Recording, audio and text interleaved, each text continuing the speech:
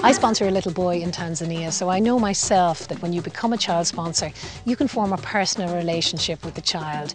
You write to them, send photographs, send birthday cards, tell them how you are, and they, in return, will send you news about them and their families. Now, the money that you sponsor the child with doesn't go to the child directly. It goes to the community in general. And in that way, the community then can afford water projects, education.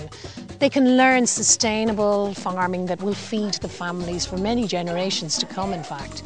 So the community benefits, not just the child, but his family and all of the families who live in the area. Education is hugely important. To have any chance in life, a child has to be able to read, to write and to count.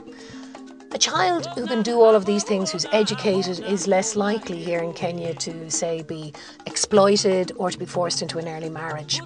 Malaria is one of the biggest killers of children in Africa.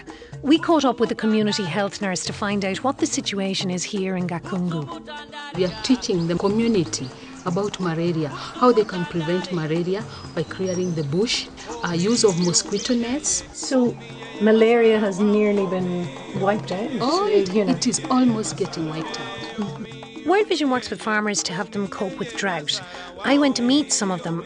They showed me new farming methods, like the use of drought-resistant seeds and zai pits. The crops grown in the zai pits need less water as the soil retains the moisture.